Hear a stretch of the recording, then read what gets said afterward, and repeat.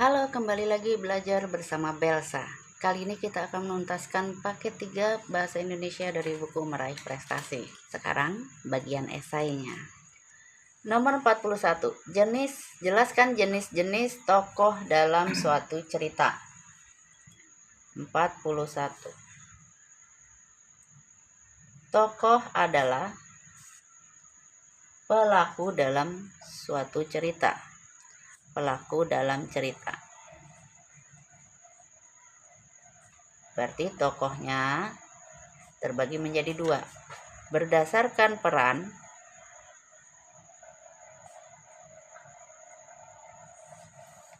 dan berdasarkan sifat. Oke. Tokoh berdasarkan peran ada 2. Yang A, tokoh utama. Tokoh utama itu tokoh yang memiliki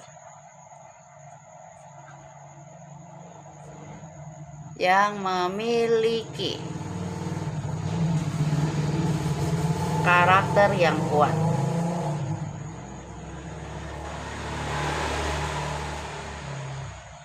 Karakter yang kuat dan memegang peranan penting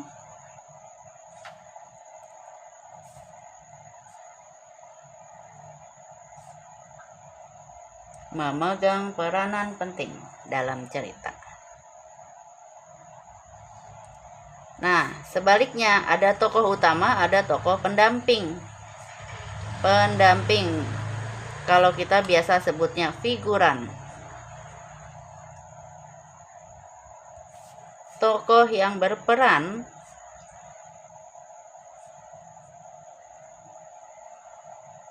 untuk mendampingi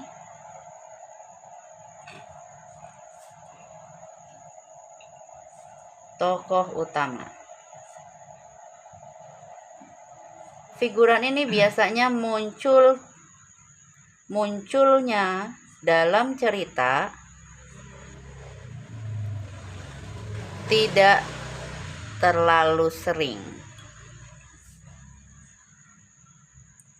Nah, kalau tokoh utama sering di setiap adegan itu hampir seluruhnya ada.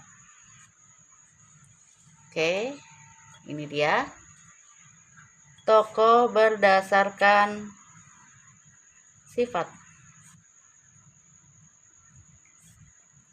Tokoh protagonis itu tokoh yang bersifat baik.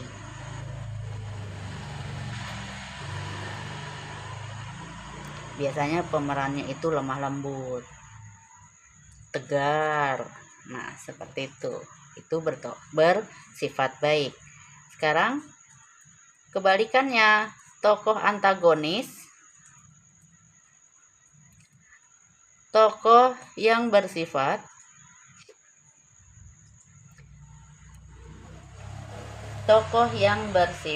tidak baik,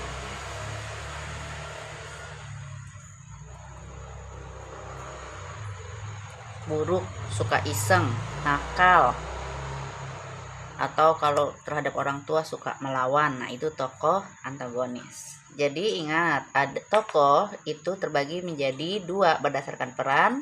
Berdasarkan peran bagi 2 lagi, tokoh utama dengan tokoh pendamping.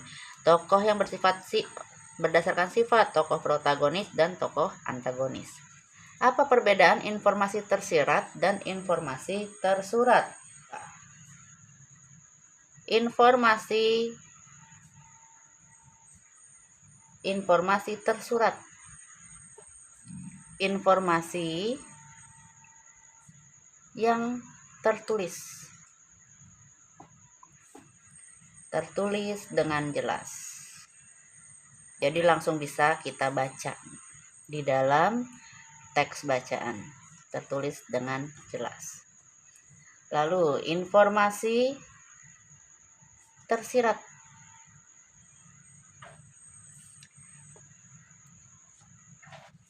Informasi yang tidak ditulis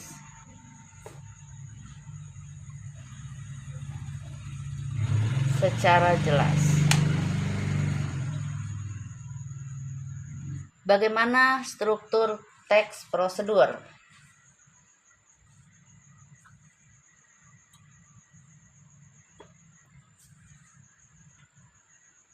Struktur teks prosedur. Ini hewannya mau belajar. Itu terbagi menjadi A, judul. Ini struktur yang pertama, judul. Itu adalah kepala teks.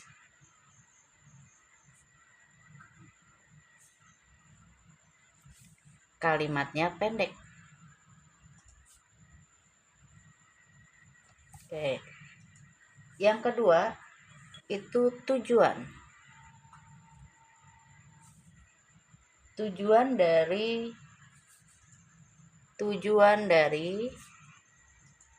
pembuatan teks.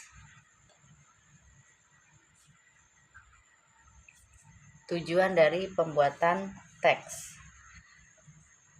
Yang ketiga itu bahan dan alat.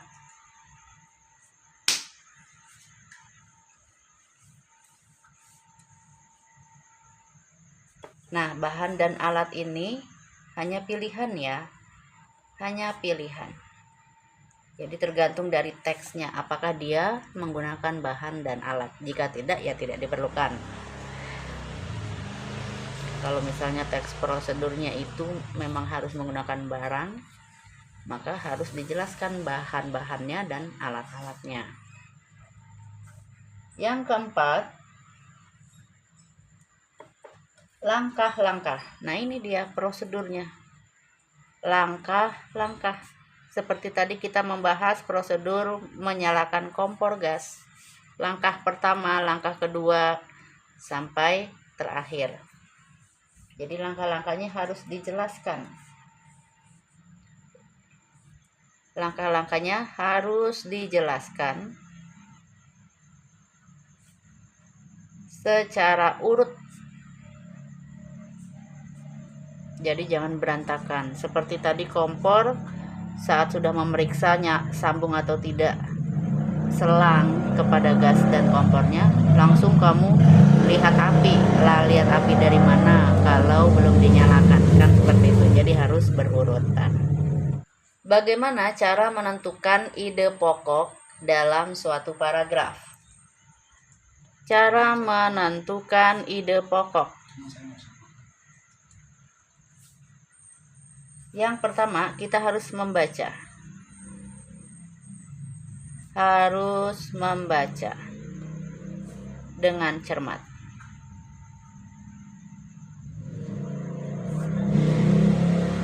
Menemukan kalimat utama. Makanya saat di kelas 4 kita sudah mulai dikenalkan kalimat utama, lalu tema, kalimat penjelas, dan lain-lain. Menentukan inti bahasan.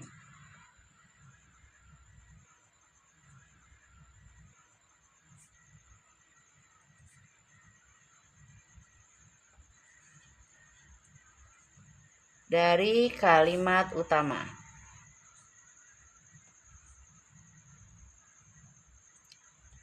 Nomor terakhir kita. Lengkapi tabel berikut. 1. Jadwal, kadaluarsa, sariawan, negatif, dan orange, orange. Kata tidak baku jadwal, maka kata bakunya adalah jadwal. Pakai W, ya, jadwal. Lalu kadaluarsa.